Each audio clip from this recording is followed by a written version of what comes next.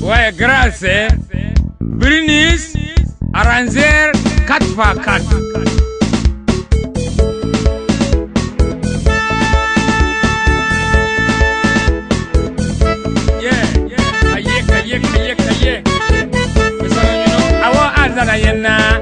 Awa azana yena ewo azana yengewa ndaina ewo azana yengewa awa azana yenge mo baba ewo azana yengewa awa azana yenge bano larwe ewo azana yengewa awa azana yena ewo azana yengewa awa azana yenge kwani kwako mangandwe busu da mangwada budu anaba busuza kandiga buduma baba ga babudu mai boro azana yengewa ewon azana yengewa awa azana yenna ewon azana yen lo bano larwe ewon azana yengewa awa azana yenge ewon azana yengewa igwa ye jikirba bisako akorobalo ana brikeka ningun terba ene babusoye na foro na sanoko kana lare kusile ene bisako kaba tombe borbe anyembonesa aluba lare kusile mai boro azana yengewa ewon azana yengewa ewon azana boro zanno ewon azana yengewa awa azana yengewa awa azana yengewa kobozawo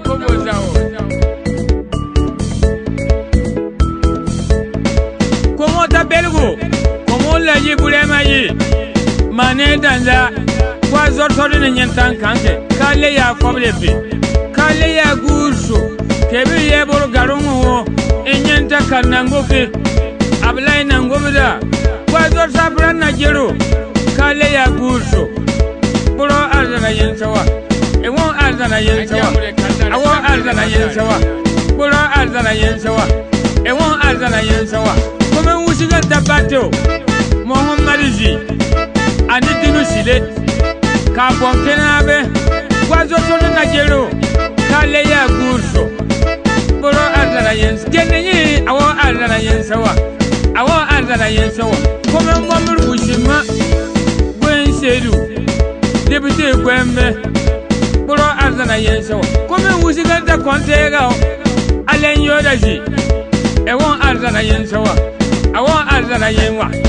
ewon azana yensawa kome mbonta kuleo lebena zulezi buro azana yensawa kome mbonta monno zampuji rozi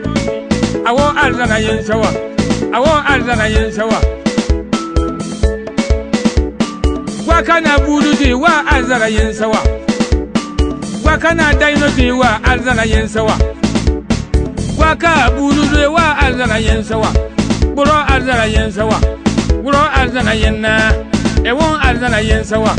buro azana yensawa wa azana yensawa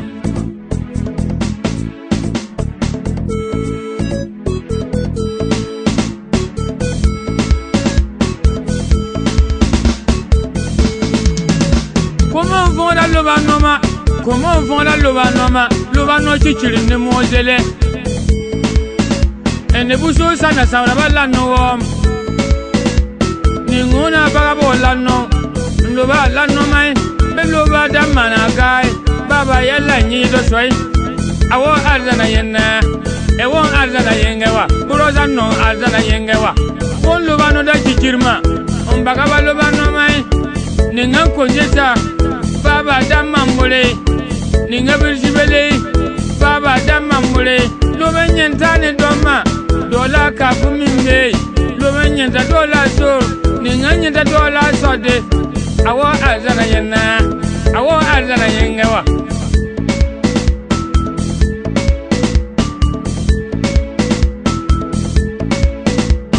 konta Louis bandaji Laurent bandaji be Louis bandabe mo wana kulka buduwi ko Laurent bandaka nyenta be ana kulka buduwi anyenta debite oti vata domino andaga komamanga benyene Louis bandawom boro azana yengawa ewon azana yenso petit bandama éparateur grand éparateur zile nabata nzabe bolo azala yensawa ewon azala yensawa awo azala yensawa awo azala yensawa awo zilo nyino wane awo azala yensawa banda nyino wane awo azala yensawa ewon azala yensawa mo mi be sobe ko mi be zaman sobe lukanyen tando jimma an yada manga agason azana ba parza ba gasolei awo azala yensawa awo azala yen lobano awo azala yensawa awo azala yen mo